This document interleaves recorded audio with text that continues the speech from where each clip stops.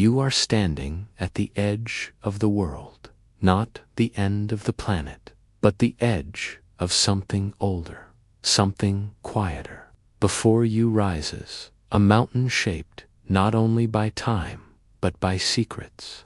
It does not move, yet it speaks, not in language, but in stillness. You feel it before you hear it, a weight in the air, a question resting between the stones. This is Mount Baigong. The sun is soft above you, thin and pale through the dusty sky. The wind blows gently, carrying the scent of desert, stone, and faraway water. Around you there is little movement, no machines, no roads, no signals, just the quiet crunch of sand beneath your boots and the soft hiss of wind brushing against the ridge. This is a place left alone, not forgotten, but respected, as though something here prefers the company of time over people. You are here to listen, not with your ears alone, but with your body, your breath, your curiosity. You kneel near the mountain's base, where the rocks begin to rise from the ground like slow waves frozen in place. And there, half buried in stone and sand, you see them pipes, hollow tubes, dark and rigid, protruding from the mountain-like veins. Some reach outward, some upward, some disappear into the cliffside. They are not scattered randomly. They form lines. They emerge in clusters. They suggest purpose. You reach out and touch one. It is cooler than the rock surrounding it, smoother. Too, it feels unnatural, though you are not sure what natural means anymore. The pipe is fused to the mountain, not laid upon it, as if it was always part of this place, as if the mountain grew around it, or it grew from the mountain itself. You remember the first time you read about this place, hidden in a quiet report, translated poorly from local news. Scientists, journalists, even wanderers had come here and left confused. The pipes did not belong. Some were made of iron, others contained silica and calcium. A few had pockets of rare metals that seemed unfamiliar to the surrounding soil. A theory was offered. Perhaps these were remnants of ancient construction, or perhaps they were nothing more than fossilized tree roots hardened over thousands of years. Another voice, less cautious, wondered if they were alien. That word lingers in your mind, not because it promises truth, but because it opens a door. Not alien as in extraterrestrial, but alien as in unfamiliar, misunderstood, strange. You stand and look up at the mountain. Its slopes are gentle in some places, steep in others. Its surface is cracked, chipped, weathered by wind and time. And yet, in those breaks, in the fractures of stone, the pipes persist. They run deep. Some measure several meters. Others are slender, barely thicker than your finger. You begin to wonder how far they go, whether they connect to something inside the mountain, whether they end in silence or continue through stone-like thought, through bone. A voice startles you, soft, behind you. You turn and find an older man standing a few meters away. His clothes are worn, his skin darkened by the sun, his eyes quiet. He doesn't speak at first, only nods at the mountain. You're here to look at the bones, he says. You nod. They've been here a long time, before my grandfather, before his. You ask if he believes the pipes are natural. He smiles, but not with humor. I believe the mountain doesn't care what we believe. You both fall into silence. He points toward the lake in the distance, its surface still and reflective. There were nights, he says, when lights came from the sky. They would move like fish, dipping into the water, circling above the mountain. No sound, just light. You ask if others saw it. He shrugs. Some did, some forgot, some chose not to remember. He walks away without another word. You are left with the whisper of wind and the mountain's presence. You continue walking. As you move along the ridge, more pipes appear. Some broken, some worn smooth. One is encircled by a strange mineral buildup, as if it had been sweating salt into the desert for centuries. You take a sample, but you do so gently, as if disturbing a living thing. The mountain is not lifeless. It holds temperature, movement, vibration, not in a conscious way, but in the way a body holds breath. You place your palm against the stone and close your eyes. You imagine time moving backward, the mountain unforming, pipes retracting, turning to sediment, water rushing in, then nothing. You open your eyes, and everything is as it was. The pipe remains, unchanged, unmoved. At night, the stars arrive like old companions. The desert cools quickly.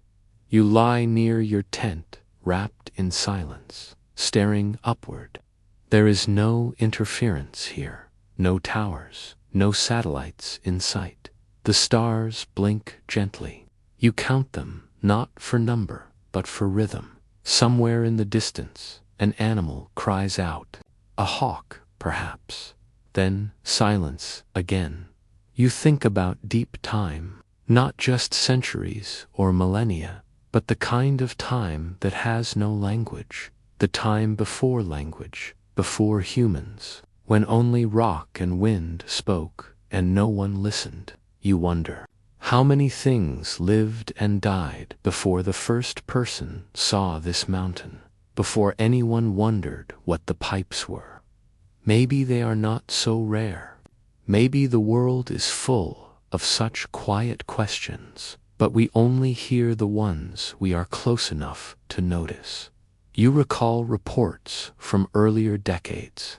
One scientist tested the composition of a pipe and found it to be 92% ferric oxide. Another discovered traces of magnesium.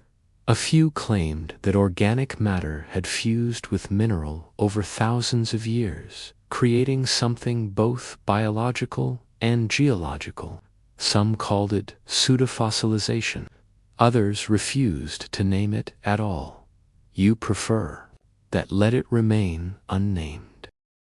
Let it exist as it is. The next morning, you climb higher. The air thins slightly. The path is uneven but passable. From above, you see the pipes in clearer patterns. Some follow the slope-like lines of energy. Others shoot off at angles, disappearing into crevices. It is as if they map something unseen, not a blueprint, but a memory. You sit and draw, not to decode, but to observe. You mark the lengths, the curves, the groupings. You do not look for meaning. You let the shapes speak for themselves. You feel less like a scientist, more like a guest. The desert does not offer hospitality. It does not bend to comfort, but it does allow presence. You are allowed to be here, nothing more. By late afternoon, the wind picks up, sand lifts in soft spirals. You cover your face and crouch beside a rock, letting the storm pass. It does not last long. The mountain quiets again. In the distance, you see a shadow moving slowly. Another visitor. No, only a goat, meandering through the scrub. Life here is rare, but not absent. You think of your place in this moment. A person, small, and breathing in the presence of something ancient, something vast, not necessarily intelligent, but intentional. Whether the pipes are natural or crafted, Their presence teaches the same lesson. We do not know everything, and we do not need to. There is peace in mystery, in not knowing, in sitting beside a question. Without rushing to answer it, the sky begins to change again. Evening approaches. The mountain turns amber, then gold, then a soft gray.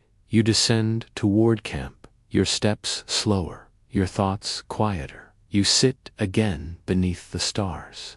You hold a piece of rock in your hand, one with a smooth curve and a rusted edge, a fragment of a pipe, or a piece of fossilized root, or something else entirely. You do not need to decide.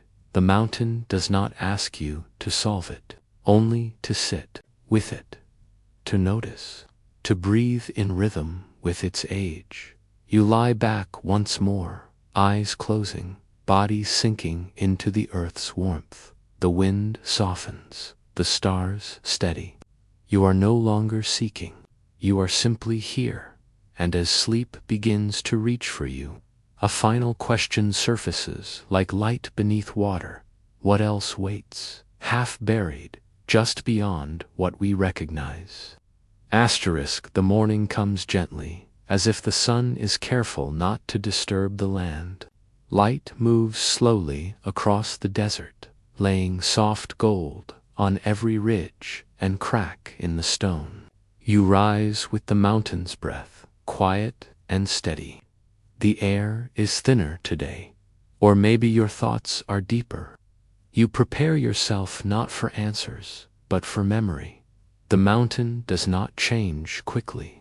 Its history is not marked by minutes or hours, but by heat, by pressure, by the folding of continents. It holds time in layers. You are not just walking across rock. You are walking across ages. You run your hand along the side of a cliff face. The surface is smooth in some places, jagged in others. The color shifts with the mineral content, rusting near the base, darkening toward the middle. Iron, sandstone, quartz. Each tells a story if you know how to listen. You do not need to be a geologist to feel the shape of time. The mountain reveals itself in curves, in fractures, in layers pressed like ancient parchment. Some parts crumble easily beneath your fingers. Others resist, hardened by eons. You sit and begin to trace a line in the rock, a thin stripe that runs horizontally across the cliff. It is not a crack, but a boundary, a shift in material, a geological chapter. Above it, a different type of sediment begins, lighter, more porous. You recognize it as a transition, the kind that happens when environments change, when climates move, when seas retreat or rivers dry. This mountain has seen all of that long before humans stood beneath its shadow. It was forming. It was melting and cooling, cracking and fusing. It was the bed of oceans and the spine of tectonic dreams. It has carried fossils. It has buried forests. It has swallowed rivers and cradled clouds. It has lived longer than any memory could stretch, and now it holds the pipes. You begin to think not of who placed them, but of what surrounded them. What was this land before it dried, before it rose, later exposed by erosion? Could they have been there before the mountain itself took form around them? You pause. That question is larger than you expected. You do not answer it. You let it sit beside you like a companion. Nearby, a section of the mountain has broken open. Not recently, but not ancient either.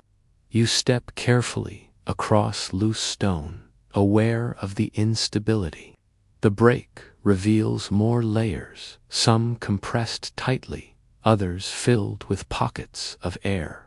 In one of these pockets, you spot something unusual, a spherical inclusion. not natural in shape. You retrieve it gently. It is about the size of your palm, smooth and dark, lighter in weight than expected. It resembles slag, a byproduct of metallurgy. But there are no known furnaces here, no human settlements in recorded history. You pocket it for later analysis, though you suspect analysis will not answer what you really want to know. Further along, you reach a narrow ledge. From here, you can see out across the plain. The lake glistens in the distance, silent and reflective. The desert is flat, open, indifferent. But the mountain rises like a memory that refuses to fade. You sit on the edge, legs hanging over, breath slow. The silence is vast here, not empty, but full of things waiting to be heard. You think about how many times this mountain has been covered in cloud, in storm, in ash. How many years passed in darkness before the sun returned? How many creatures made homes in its caves and died there, their bones becoming part of its story?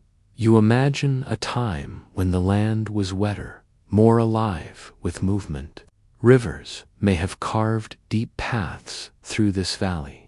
Water could have moved, with purpose, carrying minerals, depositing them in strange shapes. The pipes may be nothing more than nature remembering its own patterns. But you have also seen their symmetry. Some are hollow to great depths. Others are sealed, filled with fine sand or crystal formations. They do not feel random. The duality pulls at you, science and silence, logic and wonder. You are here to observe. You take out a notebook and begin to sketch, not with precision, but with flow. The slope of the mountain, the distribution of the pipes, the way they intersect with layers of rock.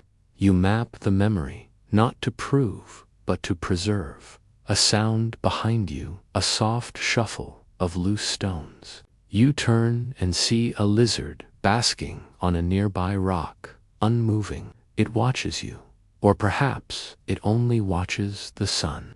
You smile. Even the smallest creatures know the rhythm of this place. You rise again and continue along the path. The mountain bends inward here, forming a shallow canyon. You walk between them, the air cooler, the shadows deeper. This feels like a passageway, not built, but shaped. You follow it. At the end of the canyon, a wide slab of stone blocks the way.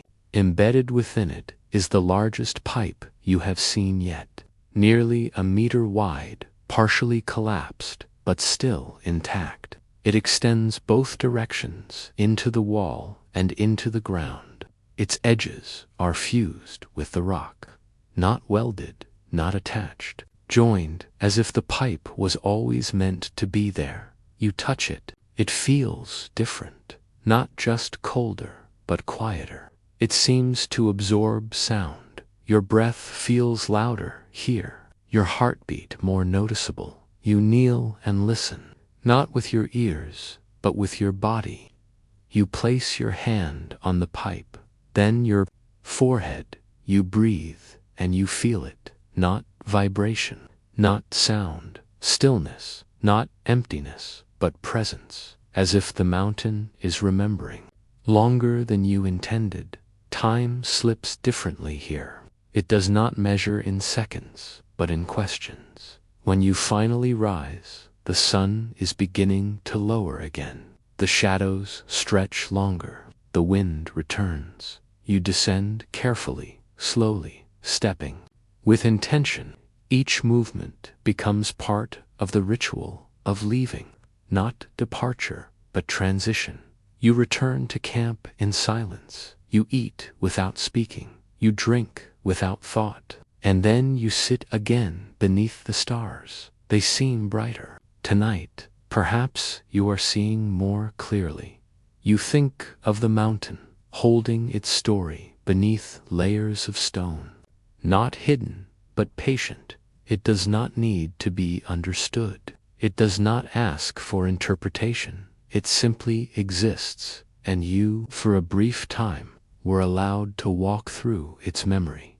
You lie down again, eyes fixed on the dark canvas above. You breathe, slowly, evenly. You feel the stillness inside you begin to mirror the mountain, and before sleep takes you, a new question forms, not louder than the last, only quieter, deeper. If the earth remembers through stone, what stories has it chosen not to tell? Asterisk. You are standing at the edge of a desert where wind sings and stone remembers. Before you lies something strange, metal veins threading through ancient rock. They rise like questions from the heart of the earth. Are they relics of forgotten hands, or the slow poetry of nature?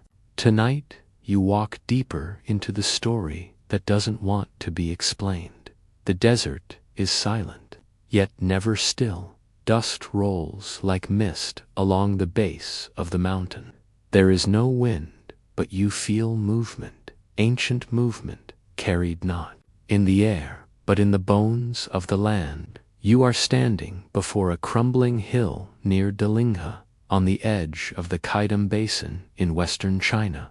Around you, the land stretches flat and dry, like a canvas left untouched for centuries. But here, in this unlikely corner of the world, something pulses beneath the surface. You've come to see the pipes, the Baigong Pipes. You've heard stories, strange ones, tales of rusty tubes embedded in rock, of hollow shafts deep beneath the mountain, of mysteries no one can quite explain.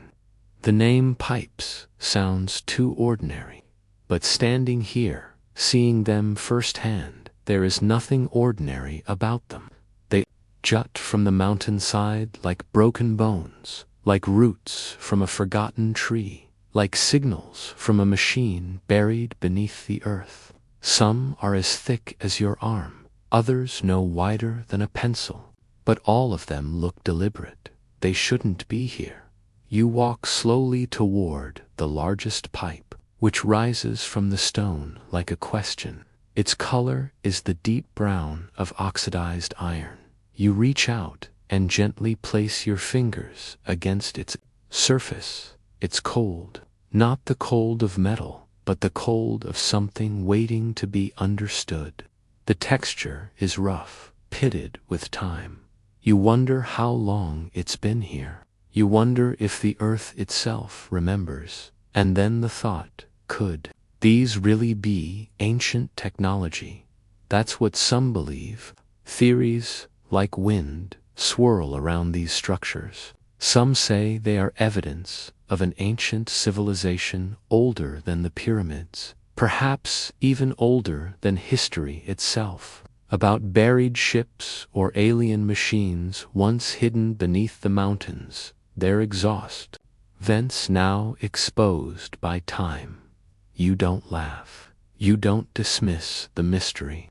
Instead, you listen, because the ground beneath you is old, older than anything your hands could ever build. And somewhere deep within it, something shaped these pipes. Whether by human hand, by natural rhythm, or by some process you have yet to understand, you sit on a smooth rock nearby. From this spot, you can see the whole face of the hill, scarred with these strange protrusions. Your mind reaches back in time, drawing the mountain backwards, like a scroll rolling in reverse. You imagine the layers being stripped away, the sand, the soil, the stone. You imagine the land as it was 10,000 years ago, 100,000, 1,000,000. The deeper you go, the more the landscape changes. Lakes swell and dry, forests flicker and vanish. Animals come and go, their bones becoming fossils, their stories frozen in stone, but the pipes remain. Or perhaps they are only now beginning to form. You close your eyes and let the science speak.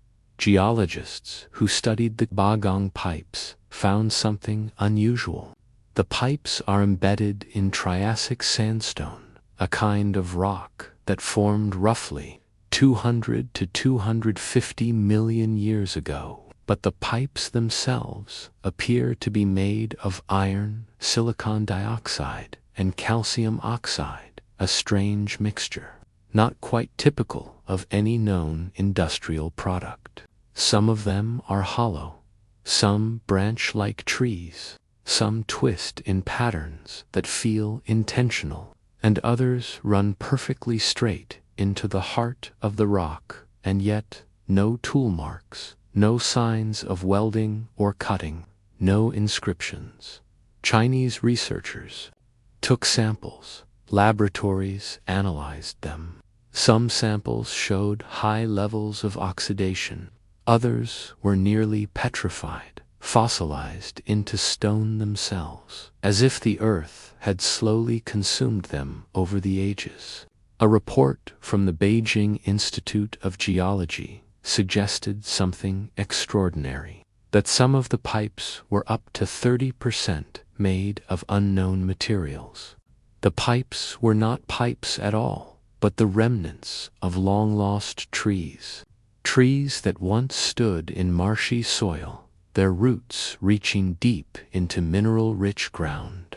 Over time, iron-rich water might have flowed through those roots, depositing layers of sediment, slowly hardening, fossilizing them into ironstone tubes. The organic material rots away, but the hollow channels remain. The earth, in its patient artistry, creates what looks like pipes, but they are veins of stone, not steel, not steel. Or perhaps the pipes are the work of bacteria, iron bacteria, that feed on ferrous minerals and leave behind rust-colored deposits. These bacteria can form filaments and tubes in groundwater environments, creating iron-rich concretions that mimic engineered shapes. Over centuries, these structures harden into formations that look artificial, even though they are not. And yet, some of the pipes run in perfectly straight lines.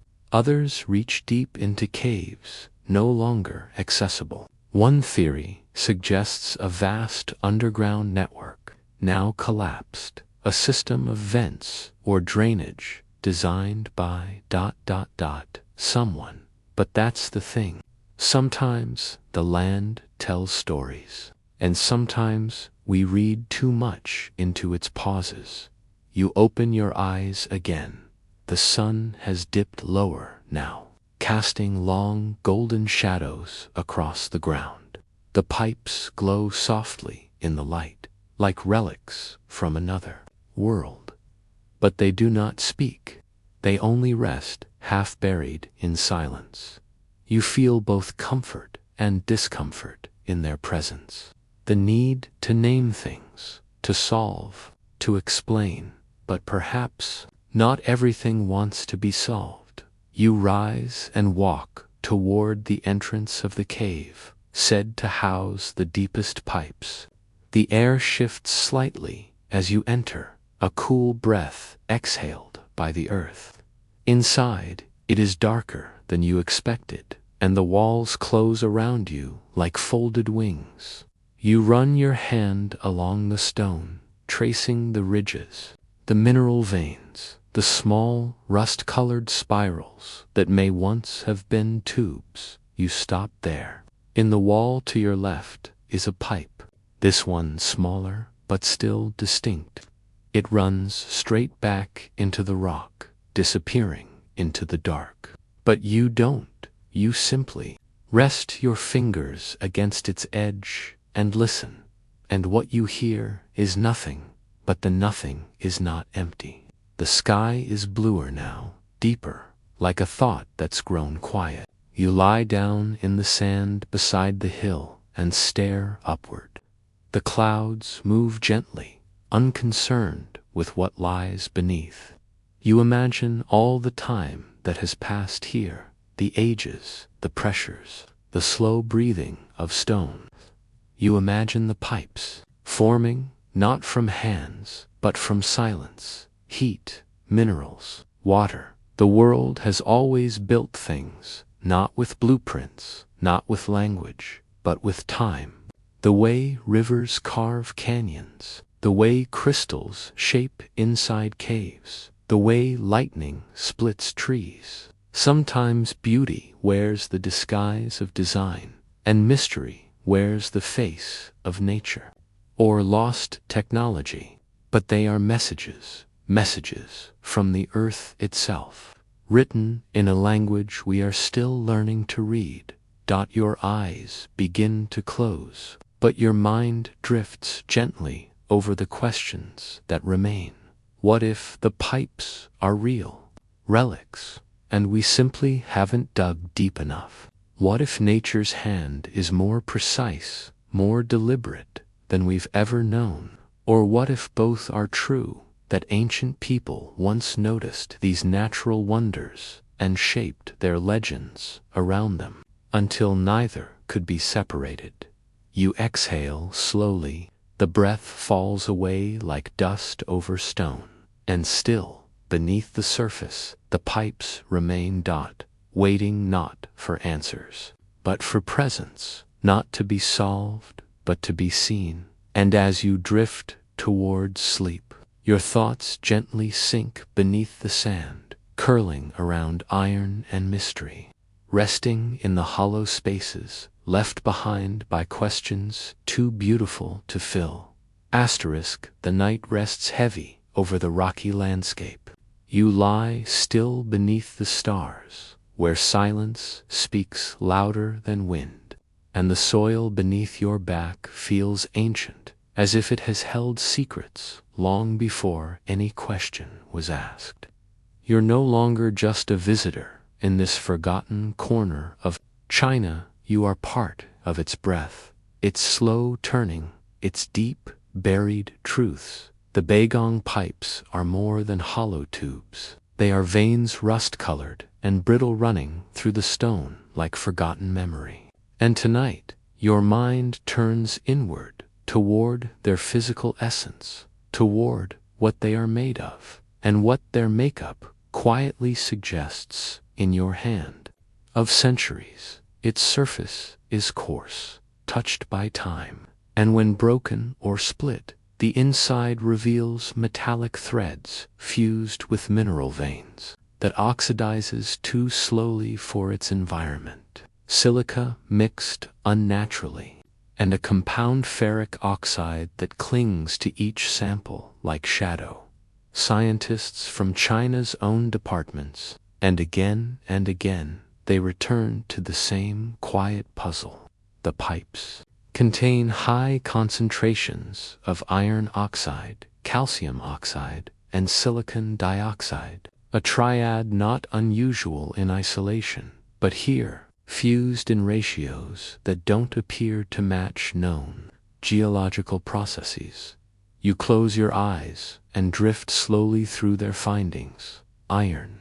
These pipes once held moisture, or were created in the presence of water, but the nearby saltwater lake would have corroded them quickly. Less the material was refined, manufactured, protected. Calcium oxide quicklime. It whispers of intense heat, chemical transformation, and possible control over high-temperature processes. They're remnants of intention, of fire, of choice. Silicon dioxide, common quartz, present in rock, sand, and glass. Its presence might seem ordinary, but in this context, it bonds oddly with the metal. Some samples contain crystalline structures, too orderly for chaotic natural fusion, and then quietly beneath the microscope, something else appears. A percentage of the material, nearly 8% in some pipes, cannot be identified, unregistered, labeled simply as unknown matter. You feel your heartbeat slow in the darkness. not because this confirms anything extraordinary, but because, in science, unknown is the rarest and most poetic term. It is an invitation, a soft light behind a locked door. You walk now in your mind down through the layers of Earth, each step a century deeper. The temperature cools, the rock grows denser. You imagine the formation of the pipes through eons of compression or in a flash of industrial fire. Were they crafted or conjured by mineral time? Some geologists argue for natural formation, fossilized tree roots transformed into iron-rich structures, of disturbance, as if the pipes were inserted later, as if something punctured the mountain. You picture the rock yielding to metal, not slowly, but with precision, and then the dating results float into your awareness like low fog. Thermoluminescence and radiometric tests on surrounding sediment place the pipe sand they're housing at over 150,000 years old.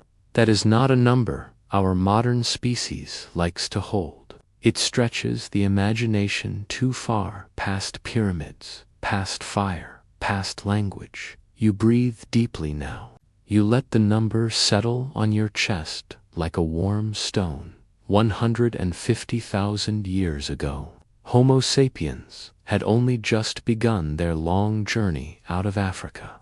Civilizations, as we know them, were still dreams, unborn. And yet, something in the soil here hums with metallurgy. You picture the tools that might have been needed. Furnaces to refine iron, bellows to feed the fire, molds and tongs and knowledge, factories or rewriting history. It's about the way mystery lives within matter. These pipes, whether made by heat, root, or hand, hold within them a question that has not finished asking itself.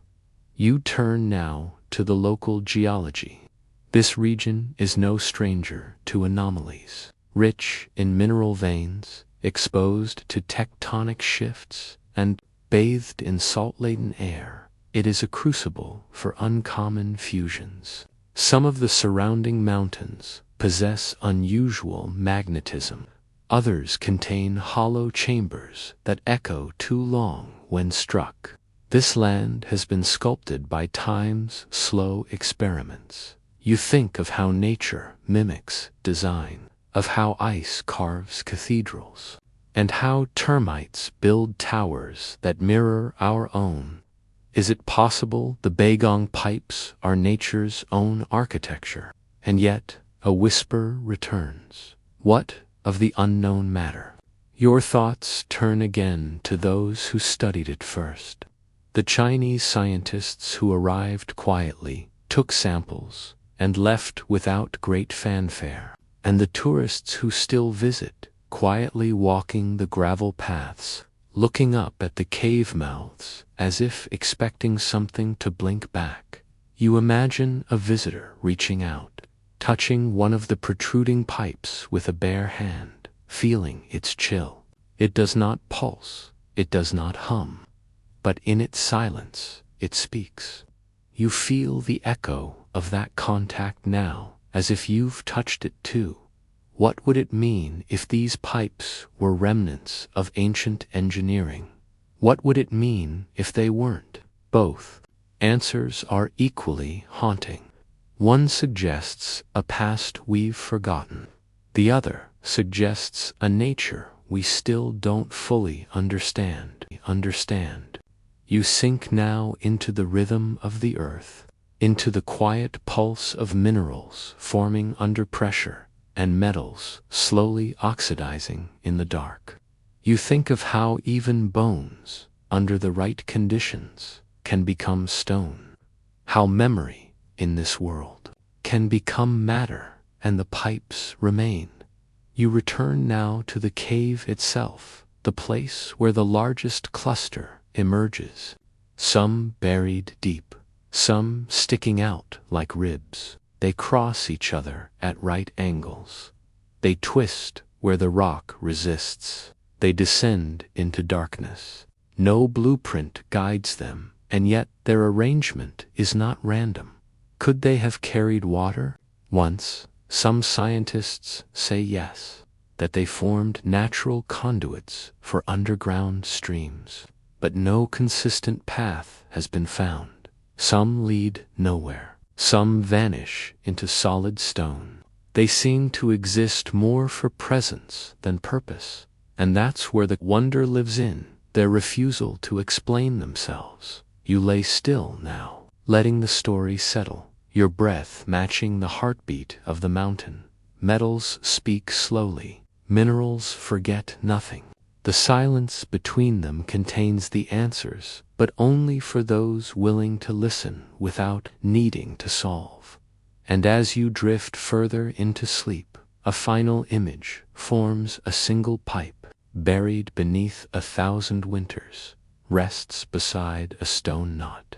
Yet turned, and within that stone lies something else waiting, not to be discovered, but simply to be felt. For what is mystery, if not the patient rhythm of the world, asking softly, "Are you still listening?" You lie still, your breathing slow, your thoughts settling like sediment in an ancient sea. The air in your room feels warmer tonight, not from heat, but from something deeper, something older. Imagine now that you are sinking gently into the ground beneath you, not falling, but being folded softly into the layers of the earth, not buried, but welcomed. Down here, the world speaks a language few take time to hear. It is the language of fossils and fire, the deep-time dialect of stone and bone and heat. This is not a language of words. It is one of shape, of pressure, of silence, carried through centuries. Your mind loosens, and you begin to hear it start. With the fossils, you picture them first as brittle bones, trapped in stone, but they are more than remains. They are memories cast into mineral. What once pulsed with blood now glows with the patience of quartz and the calm of limestone. A trilobite curled forever into its final sleep. A fern, its fronds flattened into slate, as though pressed by the hand of time itself. Each one speaks softly. I was here. I lived. I became more than flesh. Fossils are the earth's diary, not in ink, but in pressure and chemistry. The calcium in an ammonite's shell traded its atoms for silica, slowly, gently, over thousands of years. Bit by bit, life turned to stone. But even in that stillness, the curve of the shell remembers the swirl of ancient oceans. You can almost feel the water around you, cool and filled with strange light, as if you've slipped into a world that never knew your name but has always known your shape. Above, this sea of stone is a different memory, the memory of fire. Where fossils are quiet and enduring, fire speaks quickly and fiercely. It reshapes the world in moments, but its language is no less lasting.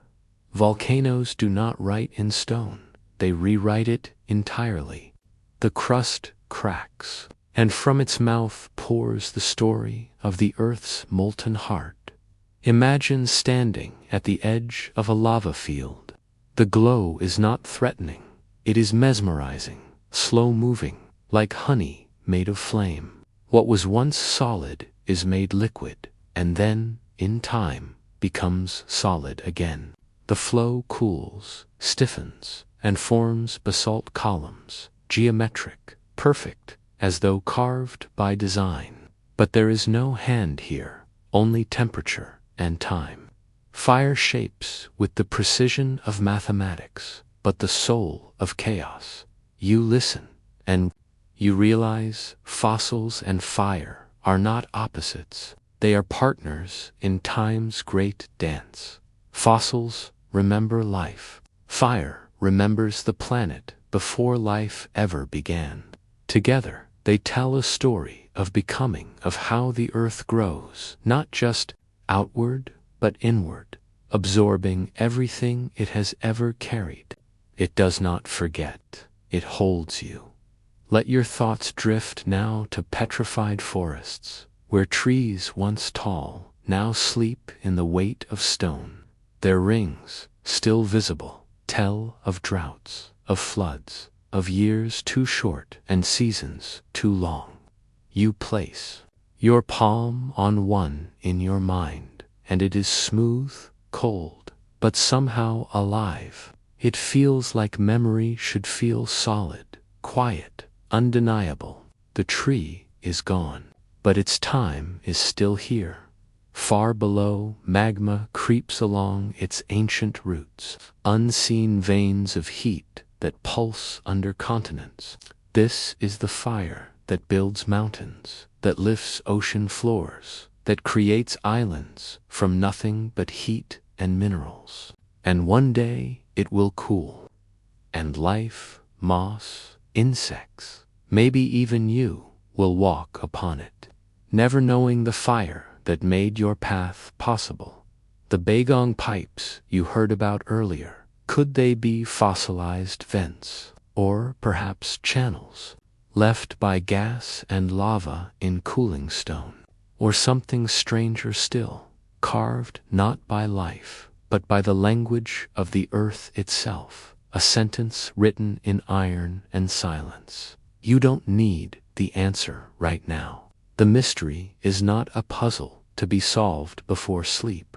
It is a lullaby. Float now through time. You pass forests that haven't existed for 300 million years. You glide over coral reefs that sit buried beneath deserts. You hover near a cliff where layers of sediment stack like pages, red, gray, tan, orange, each one a chapter. The fossils inside whisper in the language you are beginning to understand. They speak of sunlight and storms, of creatures you've never seen, and feelings you somehow recognize: fear, hunger, stillness, rest. The earth has always been a book written in fire and bone. Even the stars above play their role.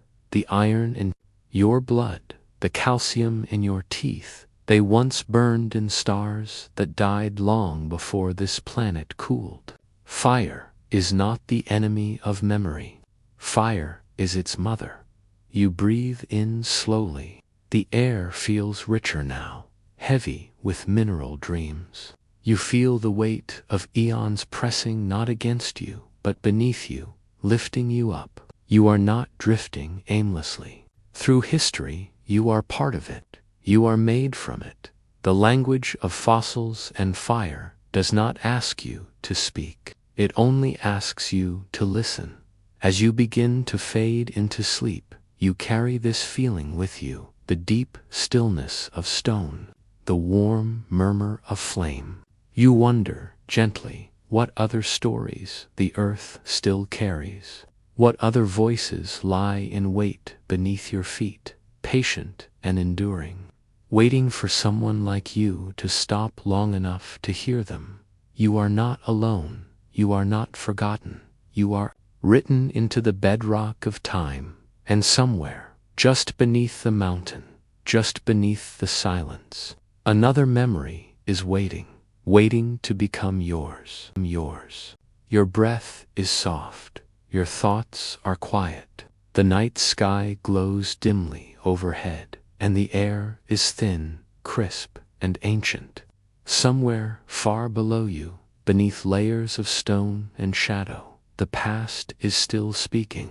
You may not hear it with your ears, but your body listens, and something stirs. The Baigong Pipes are strange, yes, but their strangeness is not loud. It hums, low and slow, like a forgotten lullaby carved into the earth itself. Their presence hints at echoes of beings, moments, choices that have long since turned to dust, yet left behind their shape, their story, their whisper. You sit with that whisper now, not trying to translate it, only to feel it. The idea that objects can hold memory is not new. In the world of geology and archaeology, we speak often of strata, of layers. Each layer tells a story of pressure, of presence, of the way the world once was. Fossils speak, but so do rocks. They remember heat, they remember storms, they remember weight. And when you hold a stone in your hand, you're holding a page from an endless book with no beginning and no end. Tonight, the mountain becomes that book. Geologists often say the earth has a pulse, not a heartbeat like yours, but a rhythm. Volcanoes rise and fall, rivers carve and flood, and over millennia, continents drift like rafts on molten seas. The mountain range that houses the Baigong Pipes was not always as it is now. Once, it may have been submerged. Once, it may have groaned with ice. Once, it may have felt footsteps we can no longer name, and yet, beneath its surface, something was placed, or formed, or shaped. We do not yet know. Some say the pipes are natural formations of ferric oxide and sandstone, created by mineral-rich water filtering through porous ground and fossilizing tree roots. These processes can take thousands of years. They leave behind strange shapes that to human eyes resemble machinery. Tubes, shafts, cylinders, patterns that look engineered, but may be nothing more than the slow art of geology. But others disagree. They say the arrangement is too clean, the angles too precise, the purpose too deliberate. To them, these pipes are echoes of technology far older than our history allows. Not alien, necessarily, though some suggest that too, but belonging to a civilization that rose and fell before our records began. An ancient people who understood the ground differently, who used it not just to build upon, but to breathe through. When you stand before the Baigong site, you can see them, the openings in the mountain, the hollow shafts in the rock, and when the wind is right, they sing. What kind of people carve pipes into rock at high altitudes? What were they moving through them? Water, air, sound? Were they heating, cooling, or channeling something we no longer understand? The pipes are made, in part, from materials that baffle researchers. Some contain compounds that resist explanation, traces of magnesium and calcium in combinations that suggest intentional design. Even stranger are the crystalline structures found inside some of the pipes, which suggest exposure to extreme heat or pressure. These aren't conditions normally found in natural caves or fossilized root systems. They feel engineered, and yet no tools have been found, no bones, no fire pits or pottery shards, no evidence of settlement. Only the pipes themselves, like the bones of some forgotten machine. This silence, this absence, makes the mystery heavier. It leaves you in a space where imagination and evidence collide, where science reaches and wonder echoes back.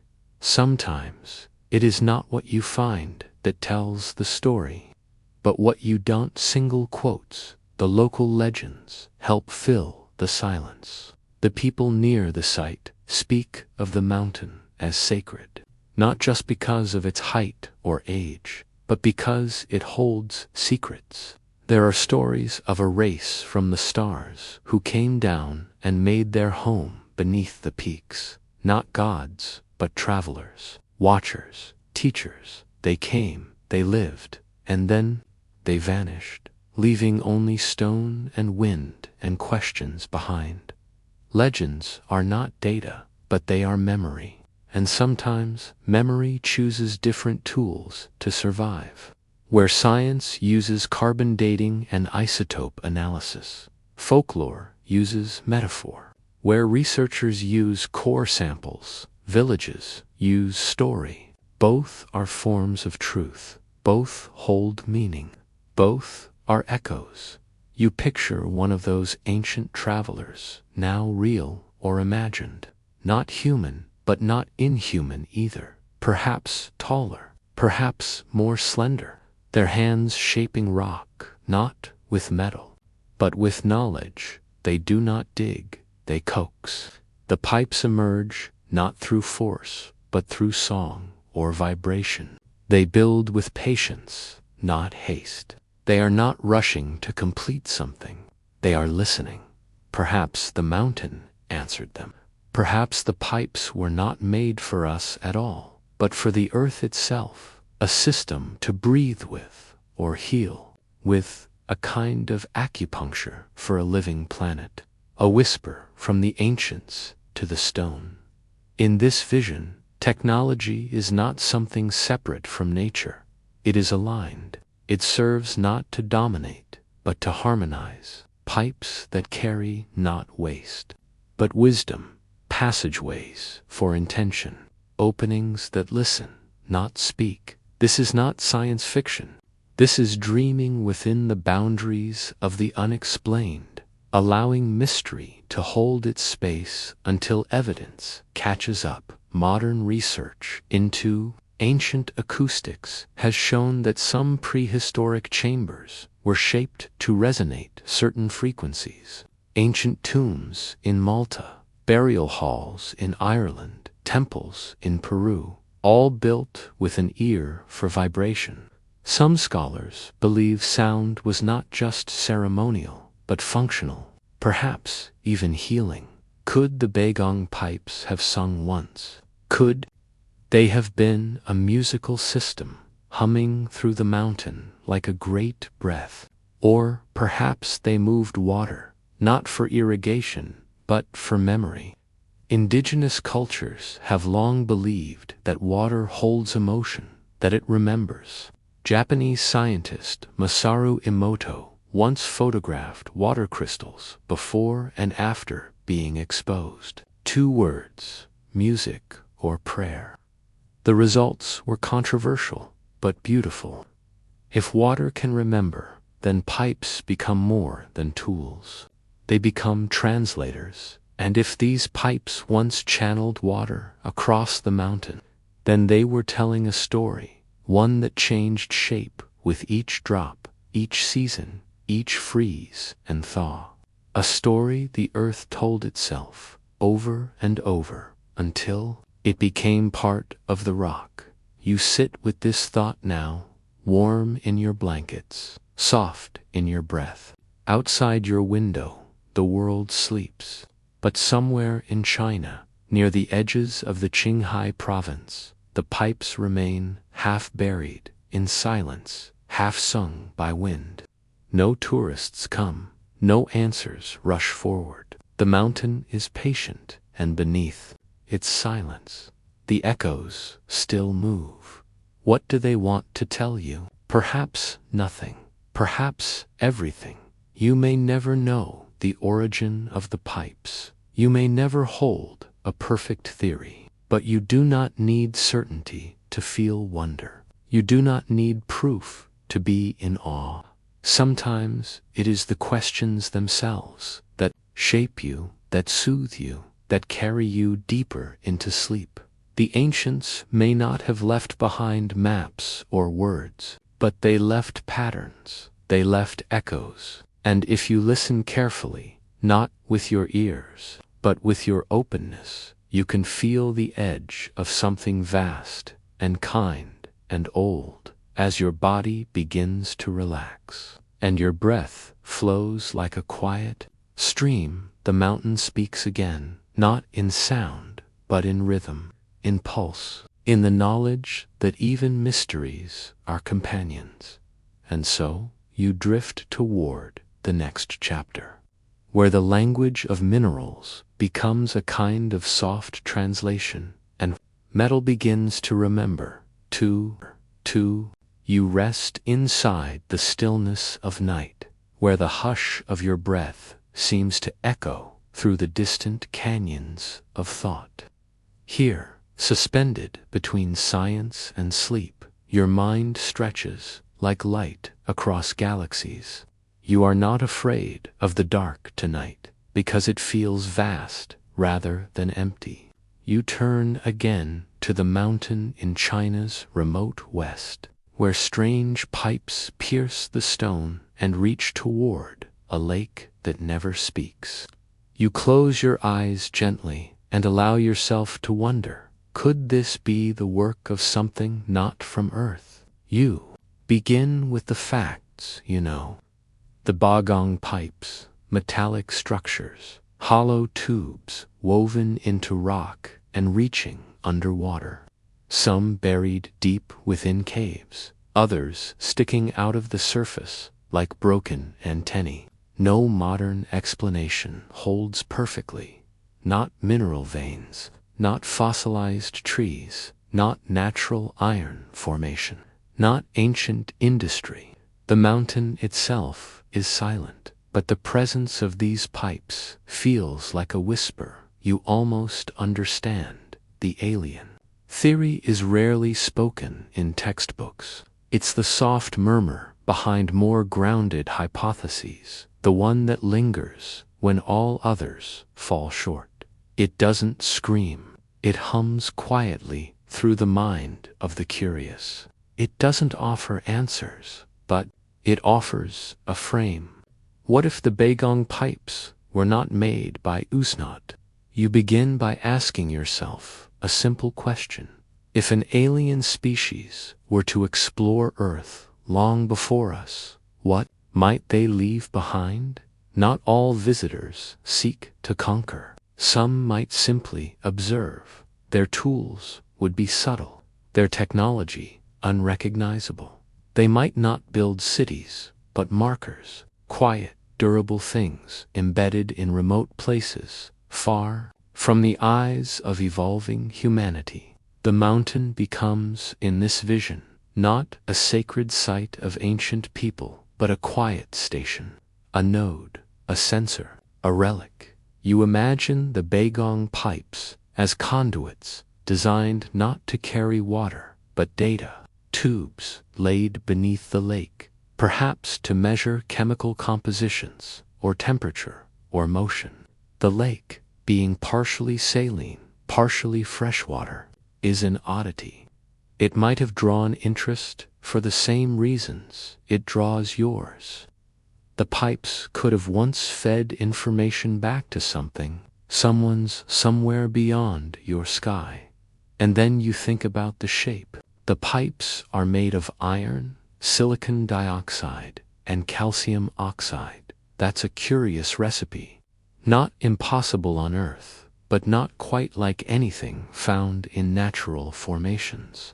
Some samples have been found to contain up to 30% silicon dioxide, an unusually high amount. Some pipes have been radioactively dated to over 150,000 years ago. That timeline stretches well past known civilization. You wonder, why pipes? Why tubes instead of blocks, or coils, or plates? A pipe is a channel. It moves. It connects to points. It's a metaphor for communication, for systems, for control. It is not a random shape. It implies purpose. In the still quiet of your room, with your heartbeat as the metronome, you let yourself imagine what kind of intelligence would leave behind such traces. Not human-like, perhaps not even carbon-based, but purposeful, precise, quiet. The mountain then becomes a site of contact, not of violence or light, but of structure, of intention. You imagine the visitors arriving, not in roaring ships, but in something quieter, something soft, unnoticed. They drift across the planet, choosing only a few places. High mountains, deep oceans, deserts, polar caves, places hidden from view but stable across time. Baigong becomes one of these, not a base, a post. Perhaps the pipes were never meant to last this long, or perhaps they were built to endure. Either way, time has revealed them. If they were a language, their grammar has eroded. If they were a tool, their function has dulled. But they remain. Skeptics, you know, would ask for proof, rightly so. Science does not survive on wonder alone. You agree with them, but you also know that science begins with questions, not answers. You remember that many discoveries were once dismissed as fantasy, that meteorites were once thought impossible, that deep-sea life was once considered absurd, that plate tectonics was once heresy. So, you hold the alien theory not as truth, but as a gentle lens, a filter to look through, if only briefly. It helps you imagine what you cannot explain. It lets you soften your grip on certainty. In this state, your mind becomes pliable, open to possibility without losing reason. You return to the mountain. Its name, Baigong, means white temple. There is no temple now, but perhaps there was one, perhaps not built by hands, perhaps shaped by something else entirely. The mountain may have once sung a song no human ear could hear, a frequency carried through pipes into the lake, into the earth, into the air, a vibration, a signal, a map. You ask yourself what kind of mind leaves such quiet artifacts. If they were watching, what did they see? Early life crawling across the plains, dust storms sweeping across the Gobi, lightning dancing in dry skies, the slow unfolding of evolution. Or perhaps they saw nothing at all. Perhaps they were long gone before anything noticed. And then a deeper thought. If they came once, would they come again? That thought doesn't scare you. It soothes you. Because it reminds you that you are not alone in your questions. That even across impossible distances, curiosity may be the universal constant. That the desire to understand might bind all life, no matter its form. You think about the Fermi paradox. If the universe is full of intelligent life, why haven't you heard from them? The pipes, you realize, are not an answer to that paradox, but they might be an echo, a murmur, a forgotten note. The lake beside the Baigong Pipes is called Tucson. It means salt lake. Its waters are still. Its edges are cracked. It holds the reflection of stars that once guided ships. You imagine an eye looking into that lake long before you were born. Not a human eye, but an eye that saw. What if the pipes were once part of a message? Not to us, but to themselves. Markers for return. Beacons. Landmarks. What if this mountain was their version of a lighthouse? Not to guide ships through seas, but minds through time. You breathe slowly and feel the weight of that thought settle gently over your chest. It is not a heavy weight, but a quiet one, like a blanket. Theories do not need to be proven to be meaningful. They just need to expand the edges of your thinking. You are not committed to the alien theory. You are simply resting inside it, like a shell washed up on a shore. You turn it over in your mind. You listen to what it holds. You let it sing. Science is a song with many verses. Some are loud, some are soft. The alien theory is a soft verse, one that hums quietly behind the stars, beneath the stones. Inside the questions we do not yet know how to ask. And so, in the quiet dark, you do not seek conclusion. You let the mountain be a mystery. You let the pipes remain strange. you lie still and let the possibility drift through you like wind through hollow tubes. Your breath slows, your thoughts loosen, your body sinks, not into sleep yet, but into calm, and just before your mind turns the page, a single question drifts gently through your awareness. If these pipes were not made by us, then who or what might be watching us now? You rest your thoughts on the stones beneath your feet, ancient and enduring. These are not just rocks, but instruments carved by time, by pressure, by the invisible hands of the planet. Through minerals, heat, and transformation, Earth crafts its tools to shape itself again and again. You journey now into the workshop of geology, where nature sculpts its own destiny with patient force. You close your eyes and lean into the quiet weight of the ground below.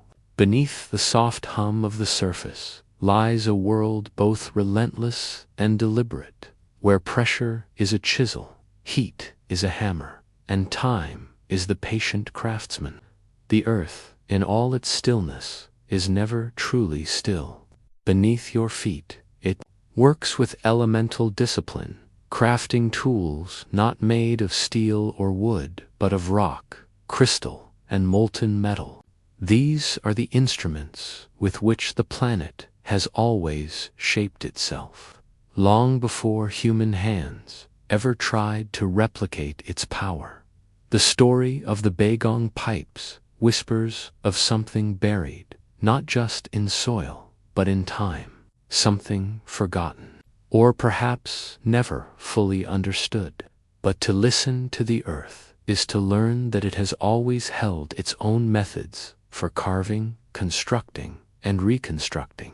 It doesn't need blueprints. Its tools are born from transformation, from heat, friction, chemistry, and collapse. You sink into the silence, your mind stretching downward into layers of stone, deep beneath the surface, where the crust begins to buckle under its own weight. Minerals are crushed and melted. Quartz grains fuse into sandstone. Limestone becomes marble. Granite, born from the slow cooling of magma, becomes the bones of continents. These transformations are not accidental. They are guided by unseen pressures, quiet forces, and geological intent. One of Earth's most powerful tools is metamorphism, the process of changing a rock's identity without melting it completely. It is the alchemy of geology. Given enough pressure, enough heat, and enough time, even the most ordinary stone becomes something new, harder, denser, and more refined.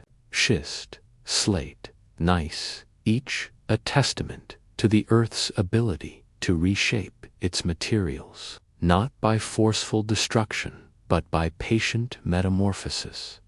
Imagine the Earth as a slow-breathing forge, its crust flexing like muscle under the strain of tectonic movement. Plates shift, faults grind, mountains rise and crumble, and in this movement, minerals align like soldiers in a row, creating banded stones with layers that echo ancient collisions. Every line in a rock is a scar, a memory, a record of pressure that shaped its path. In places like Mount Baigong, where mystery cloaks the land, these tools reveal their marks. The strange, almost mechanical arrangements of pipe-like structures embedded in rock raise questions. Are they remnants of some ancient intelligence? Or are they the echoes of the Earth's own hand, carving forms through iron oxidation, mineral replacement, or the slow percolation of groundwater through limestone? You begin to understand that not all tools are wielded. Some are simply formed, the result of chemistry's quiet decisions. In geochemistry, iron and sulfur may find each other deep in the earth's crust, fusing into pyrite, fool's gold, a stone that catches light like a secret. Silica, abundant and versatile, weaves itself into quartz, shaping crystals with hexagonal precision. These minerals are not inert. They move, they grow, they fracture under tension and bloom under heat, like tools that shape the world and bear the shape of the world within them. Magnetite, rich in iron and magnetic memory, forms in cooling lava. Hematite, blood-red and ancient, lines cave walls with pigment that once stained the hands of early humans. Obsidian, volcanic glass, born from sudden cooling, becomes razor-sharp, precise enough to cut at the level of cells. The earth, without ever meaning to, builds a toolbox of materials with potential that ancient civilizations may have seen, used, and perhaps misunderstood.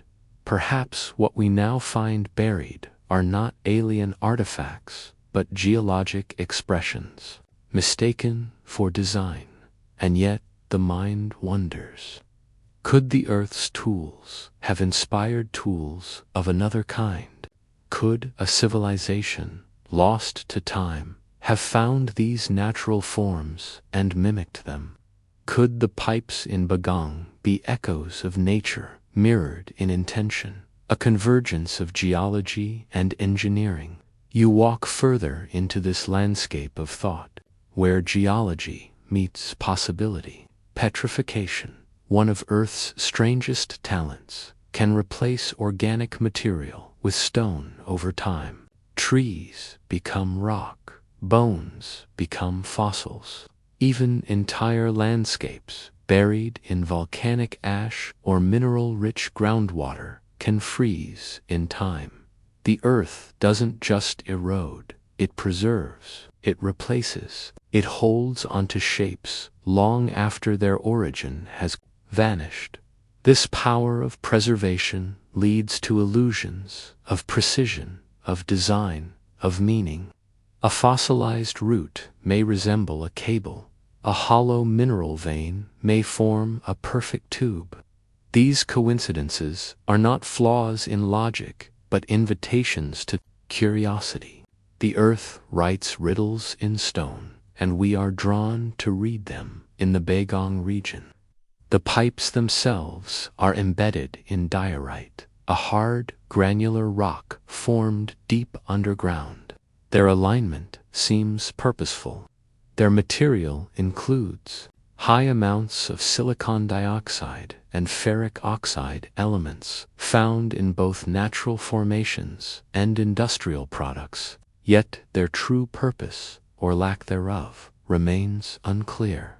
The tools that formed them may not have been crafted by hands, but by the planet's own mechanisms: water flow, mineral deposition, volcanic heat. These mechanisms are as old as the crust itself. Hydrothermal vents deep in the ocean deposit minerals in strange, chimney-like structures, not unlike the pipes on land. Water, heated by magma, carries dissolved metals upward until they cool and solidify in spires of metallic stone. Life often follows. Perhaps the land has its own version of these vents, tools of water and heat, creating structures not unlike what we might build ourselves. You begin to see the planet not just as a stage, but as a participant in the great mystery. It does not build for purpose as we do, but it builds nonetheless. And the more we learn of its methods, the more our own inventions seem like echoes. Tubes, conduits, wires, all have geological analogs. What if the earliest architects did not look up at the stars for inspiration, but down at the rock? Volcanic activity, tectonic stress, the slow dance of erosion, each a tool in the earth's endless workshop. Rivers carve valleys, Wind sculpts stone. Ice scrapes away layers to reveal what lies beneath.